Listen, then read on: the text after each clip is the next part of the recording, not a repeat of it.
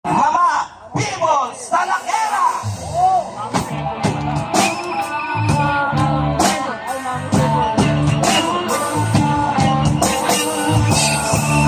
Palakpakan mga maisip!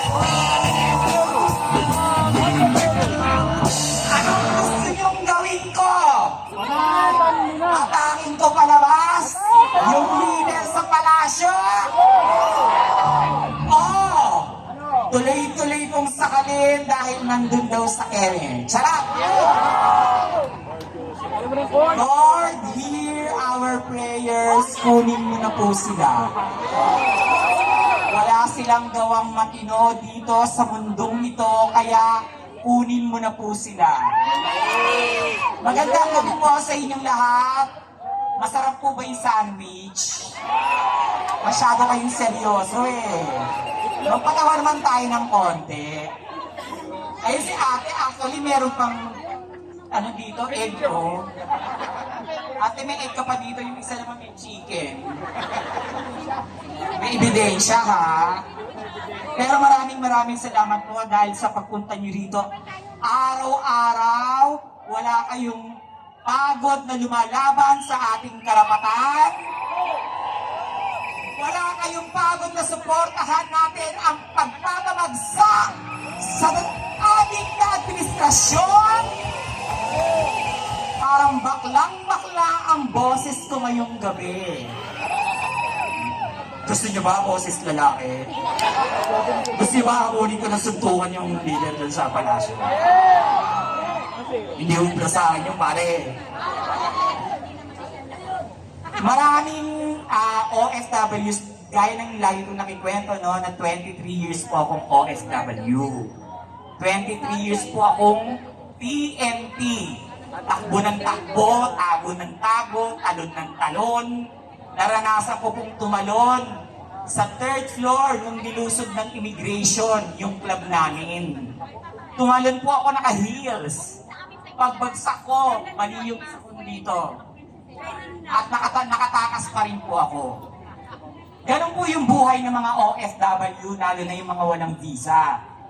Kaya, nung nangako si Bongbong Marcos na magbibigay siya ng maraming trabaho sa OFW, ibinoto siya ng mga OFW. Pero, nabudol tayong mga OFWs.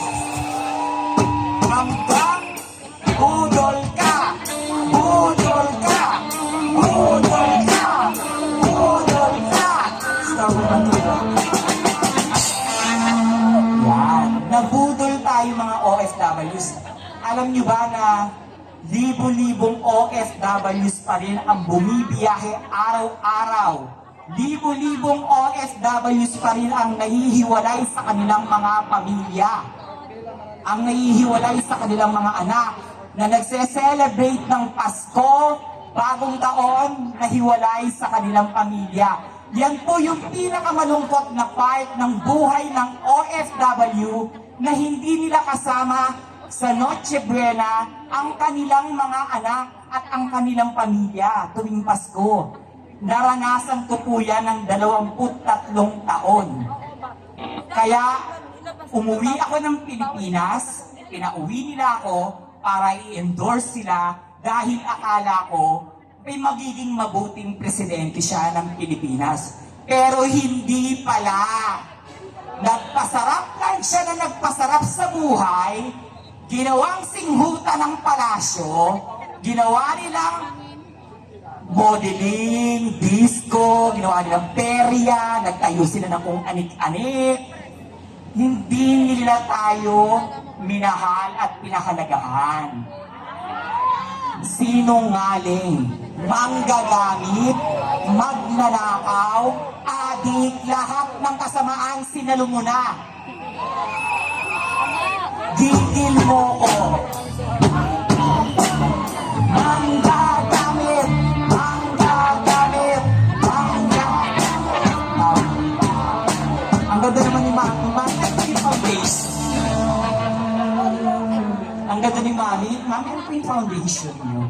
Thank you po sa pag-vlog ha. Sa lahat ng vloggers, maraming salamat. Sa totoo lang, ang laki ng naitutulong ng mga vloggers dahil sa inyo nalalaman ng mga tao kung ano yung nangyayari ngayon dito sa Pilipinas.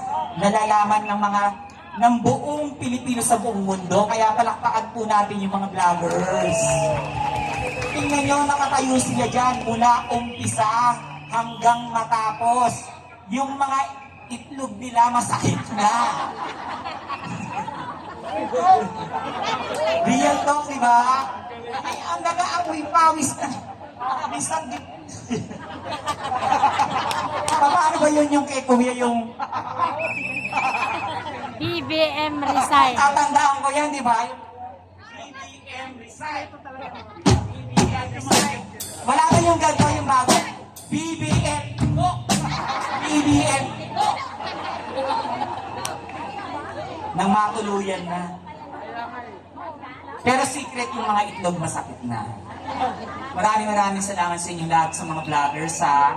Huwag kayong mananawa na ihatid yung balita sa lahat ng Pilipino kung ano yung totoong nangyayari. Lalo na yung pagbuhukay nila dun sa KOJC. Tawang-tawa ako. Alam nyo ba, nung araw na umuwi ako galing Japan, syempre 23 years akong TNT, at may dalang konting pera, ang nanay ko, may sakit, saka yung tatay ko.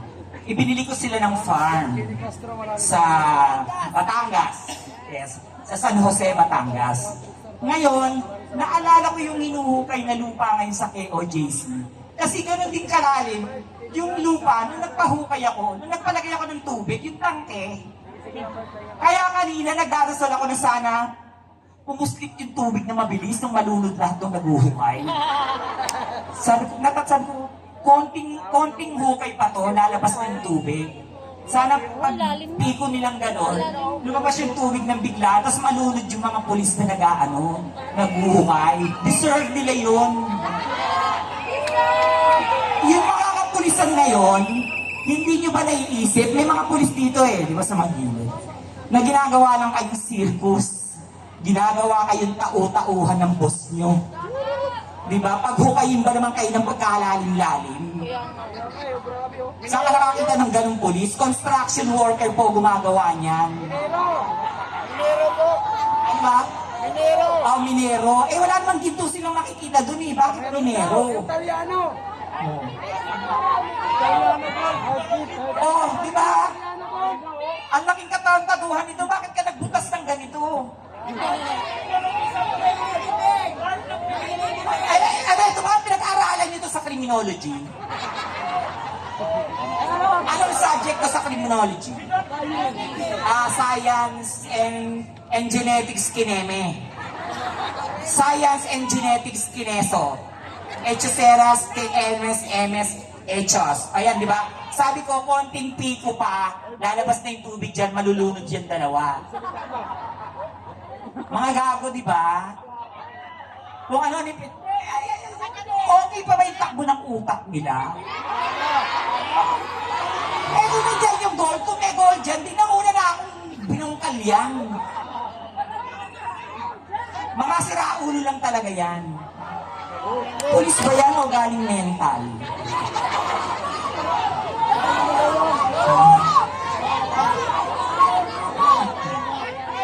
Malalim na, Kung naririnig lang niyo yung mga sinasabi ng tao, pinagtatawanan lang kayong lahat. No? Biro mo, may ganyan na palang subject sa criminology ngayon. Picking ba tawag dyan? Build. Ay, ito ba yung build better more? Ito yata yung build better more ni BBM. No? Tanya kaya subway sa Davao. Hindi meron ng subway sa Davao di ba? Ito pa isang tanga. Di ba? Meron silang nararamdaman na hindi natin nararamdaman. Meron silang nakikita na hindi natin nakikita. Ano naman tayo ito? Ano subject sa criminology naman to? Ha? Ito yung subject nito, kagugaguhan. Mukhang mga gago eh, no? O, tingnan mo, kamukha pa ni Roderick Paulati yung isang ano. Diyos ko dahil, ginawa niyang circus yung PNP. No? 4 years course yan. Kaya nga sabi ko dun sa pamangkin ko, sabi ko, oh, malapit ka nang lumagi.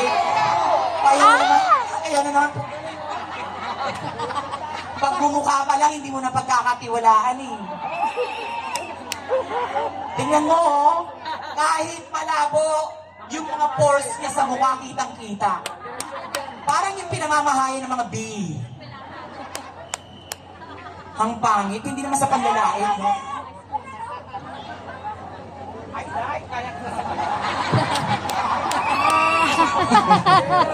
Buti na lang, hindi siya naging bakla. Kung naging bakla siya, nagdagdagan ng pangit. Kamukha ni Diwata. Diyos ko, dahil. Sa totoo lang, yung mga ganyang klaseng tao, saka yung wala na silang ka-pride, no? Diwata ba yan? Hindi, Capri yan. Impacto yan eh. Siya lang ang nakakarinig ng heartbeat ng tao. Ano ka? Diba? Sabi ng pamangkin ko nung nag-graduate ng high school, gusto niya rin maging pulis. Sabi ko, no! Hindi ka pwede maging pulis. Dahil kapag naging pulis ka, paghuhukayin ka lang ng lupa. Pag naging pulis ka, yung tenga mo ilalagay lang sa lupa, tapos pakikinggan ko may heartbeat. Hindi ka pwede maging pulis. Bawal. Huwag ka magpupulis, sabi ko ganun sa kanya. Hindi kita pinag-aral para maghukay ng lupa. Kabobohan yan. Ayan! Ayan, pinamo, I hear a heartbeat. Ay, kamukha ni Lisa to. Yung mata, no? Hindi, sa totoo lang, kasi kaibigan ko, kamukha niya, in fairness ha, Lisa ha.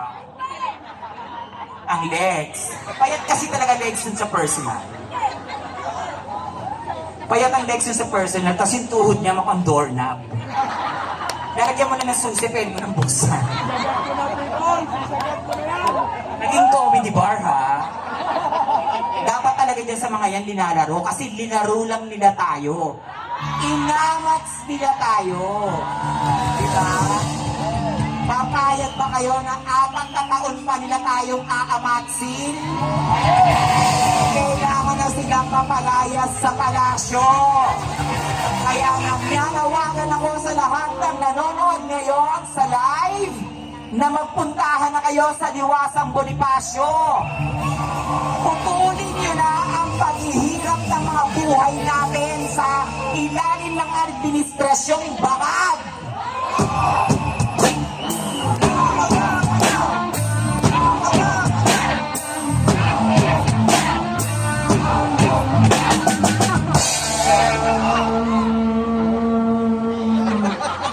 Ayaw nyo mga kaibigan. Talagang, ano ka mo, namingwi talaga yung mga bibig niyan. Mga gago. Nagpresidente ka, para suminghot lang. Kung sinabi mo yan, di sana ginamingan kita. Ubus ko lahat yan, walang natira sa inyo. So kanina po, nagpa-drug test ako. And happy at buntis po ako, positive.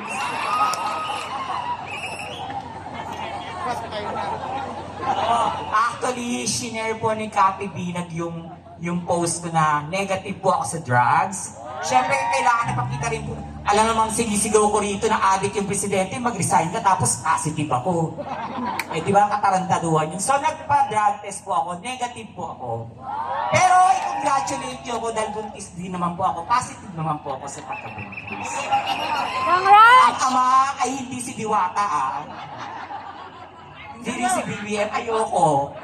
Si Bisdak ang ama nito.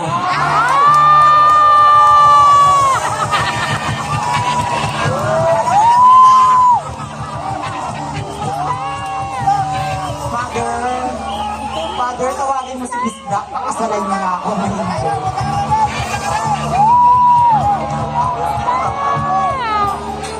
Ayan inalaw ko yung gabi nyo ngayon kasi masyado kayong seryoso. Gusto ko naman makita ng nangingiti kayong lahat. At yung ngiti na yan, magtutuloy-tuloy yung ngiti na yan kapag wala na yung bangag na presidente. Amen! Maraming salamat po sa inyong lahat at mag-iingat po tayo natin kasi umuulan. Mahugpit sana tayo magkasakit. Maraming salamat po, mahal ko kayong lahat. Maraming